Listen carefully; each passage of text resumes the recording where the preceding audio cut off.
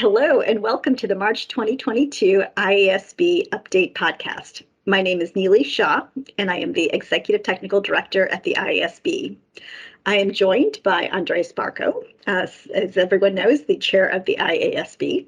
Hi, Nili. Great to be back. Thanks, Andreas.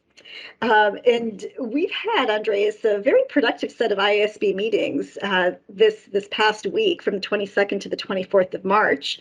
And we thought it'd be helpful to highlight some key takeaways from that meeting. Maybe you could start us off with some of the more cross-cutting projects. We had two in particular, and that is the IASB's third agenda consultation and its management commentary project. Sure. I think that's a great place to start. And the reason for that is that given the cross-cutting nature of both of these projects, we had some of our colleagues from the IASB at the table as observers for both of these sessions. So we're really adding connectivity considerations to our discussions. If I start with the first one, and you may then continue with the second.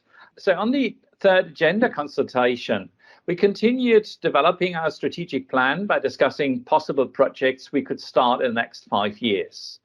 Our stakeholders recommended a wide range of potential projects in their feedback. And to just provide a bit of color, that's 70 plus different projects. And while we recognize the importance of all of these topics, we need to prioritize, and that is pretty evident. So in March, the IASB made decisions to narrow the list of potential projects for further consideration. Throughout our discussion, we also had possible connectivity considerations between the work of the IASB and the work of the ISSB on projects such as intangibles, climate-related risks, and pollutant pricing mechanisms.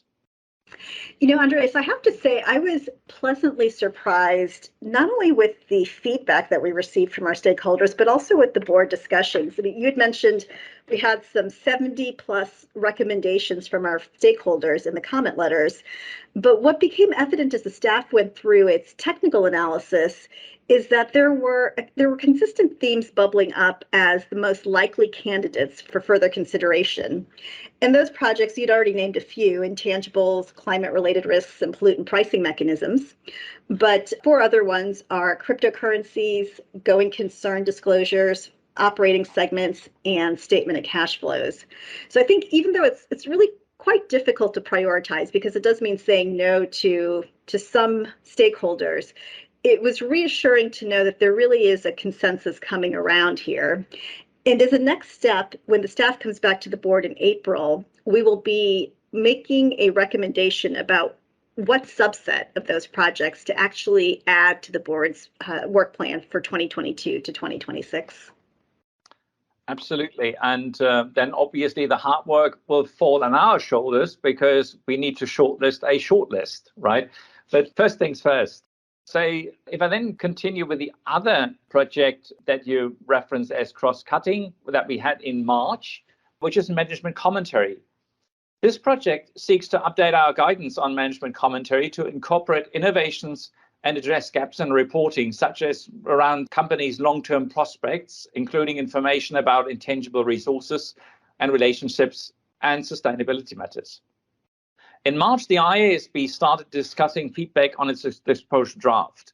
The key messages discussed from feedback were a very strong support for the project from many stakeholders, in particular from investors, and that obviously is reassuring.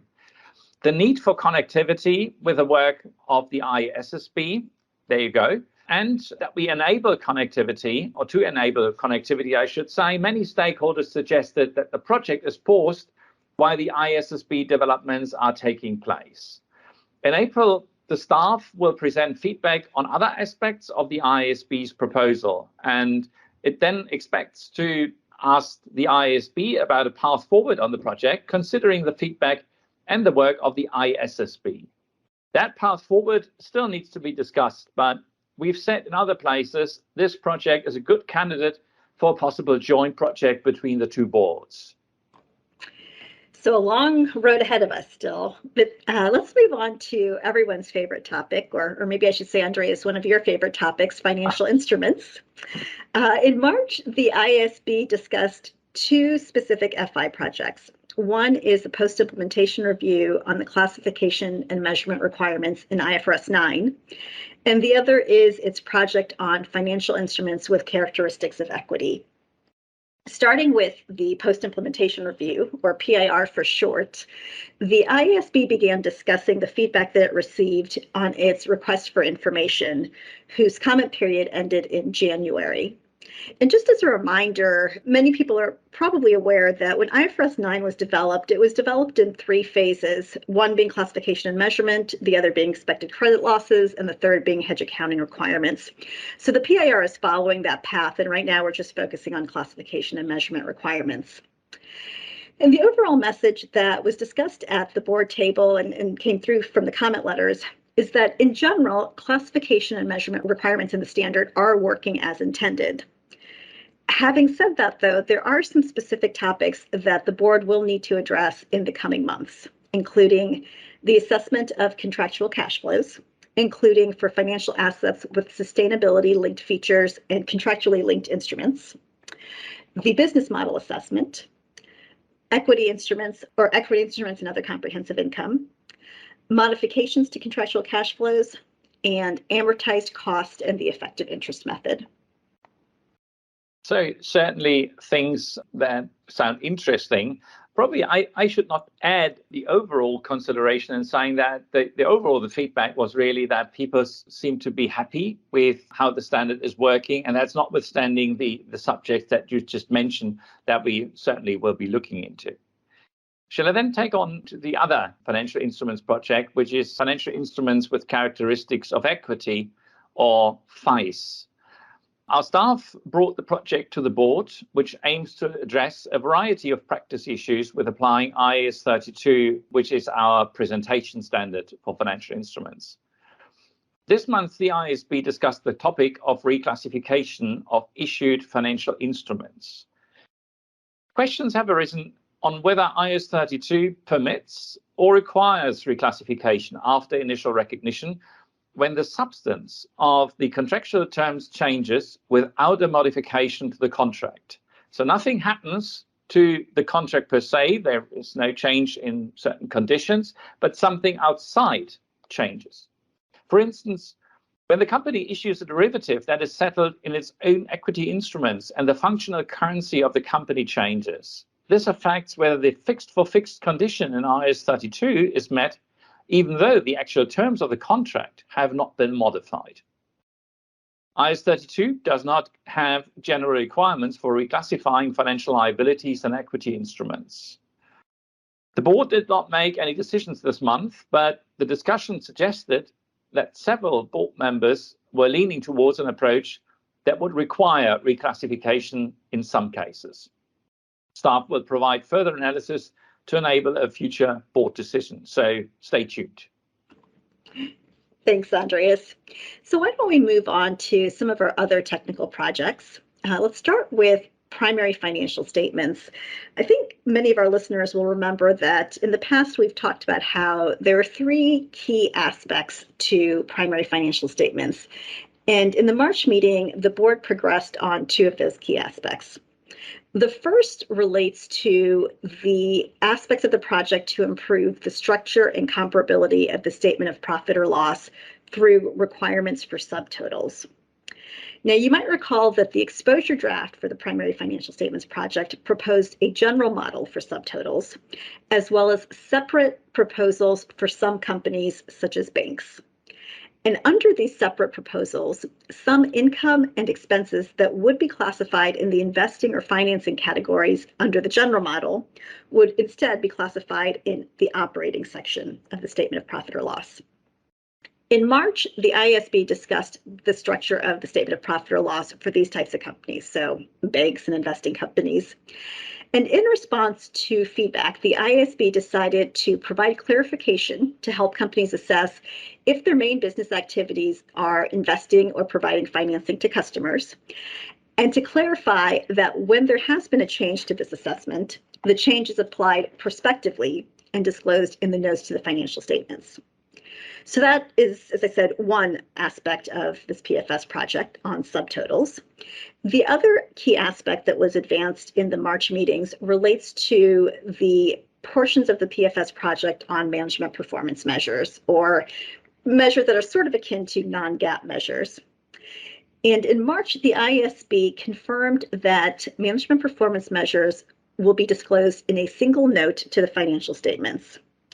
The IASB also talked about cross-referencing to disclosures in other documents and noted that this could undermine this concept of having disclosures in a single note. And the benefit of that is that it makes it easy for investors to be able to find the disclosures and understand how all of those disclosures fit together.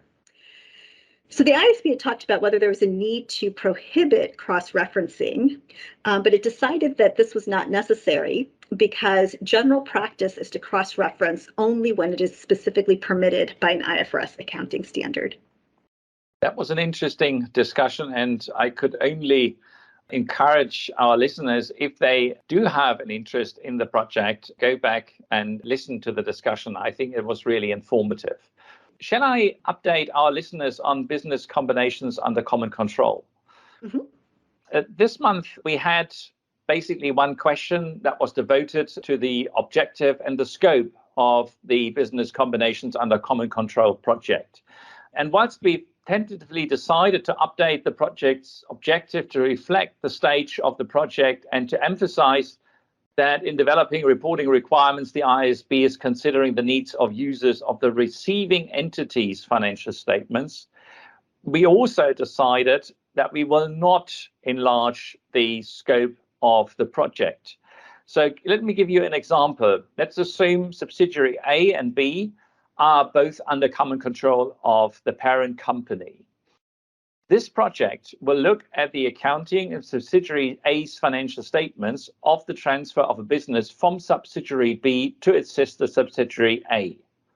And that means that this project will not cover topics such as the reporting of the disposal in subsidiary B's financial statements or common control transactions other than business combinations under common control. I think that's really to stay focused and to really put the emphasis where there is a perceived gap in the literature. Absolutely.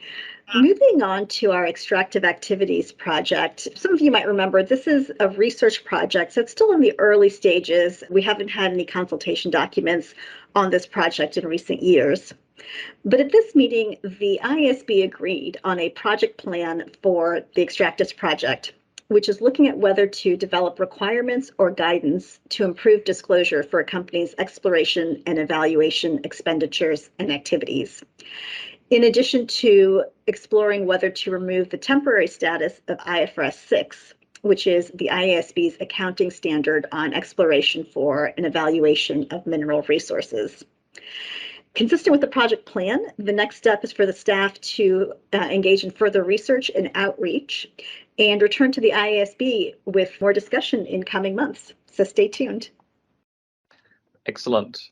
So if we then move from our standard setting work more into the camp of maintenance and consistent application, let me update you on a point that reached the board, which is to consider the Interpretations Committee agenda decision for so-called TLTRO 3 transactions, which are liquidity lines that are being advanced by the European Central Bank. The board discussed the committee's agenda decision and did not object to its finalization. The question broadly involved whether the interest rate on TLTRO 3 loans represents a below market rate and whether the transaction contains a government grant in the scope of IAS 20, and how conditionality related to the contractual interest rate is reflected in the calculation of the effective interest rate or in the revisions of estimated future cash flows. And I said the board didn't object to the finalization. And then moving on, last but not least, we can chat about our IFRS for SMEs project. As part of our second comprehensive review of this standard, the IASB is drawing to an end its discussions of the proposals that will go into the exposure draft that we aim to publish in H2 2022. So just as a little bit of background, every few years, the IASB considers whether to holistically update the IFRS for SMEs standard to align with the changes that have been made to full IFRS standards. And this month, the IASB discussed two areas. The first relates to disclosure requirements in the IFRS for SME standard. And the board agreed to a decision framework for its proposals to update the disclosure requirements based on the underlying recognition and measurement requirements in the IFRS for SME standard. So what that means is if the IASB has decided not to propose changes to recognition and measurement requirements in the IFRS for SME standard from what it currently has, then it would propose not to make any disclosure changes. So in other words, old recognition and measurement requirements continue, therefore old disclosure requirements in the IFRS for SMEs standard would continue. Secondly, however, where the IASB is proposing to align recognition and measurement with the IFRS accounting standards, then it would leverage the disclosure simplifications that the IASB is proposing in another project on subsidiaries of listed companies that are SMEs. So what this means is that in a separate project, the IASB is exploring opportunities for disclosure simplifications for subsidiaries of listed companies that have to report in a consolidated set of financial statements and would continue the recognition and measurement of full IFRS, but may benefit from some disclosure simplifications because these subsidiaries are still SMEs and may not need to have the full disclosures of full IFRS. So in that situation, the disclosure framework that the board agreed to is that the IASB would propose disclosure simplifications consistent with this other project on subsidiaries that are SMEs. And then finally, in situations where the IASB is proposing different recognition and measurement requirements from IFRS accounting standards and different from what's already in existing IFRS for SME standard, in those situations, it would seek to simplify the disclosure requirements as well. So a little confusing, but there's a logic to it in that the disclosures would naturally follow what the IASB is doing in terms of recognition and measurement for each of the IFRS for SMEs sections. And then the second topic that the IASB discussed was the measurement of financial guarantee contracts, for which there currently is no specific requirements in the standard. And in March, the IASB decided to propose that such contracts should be initially measured at the premium received, and then subsequently measured at the higher of either the initial amount recognized less amortization over the life of the guarantee, or the amount of the expected credit losses determined using a simplified model. Excellent. Thank you, Nili. That concludes our technical discussions. There's one thing that I should mention, which is that we bid farewell to Tom Scott, our board member from Canada. He completes his term at the end of March. We wish him and his wife all the best.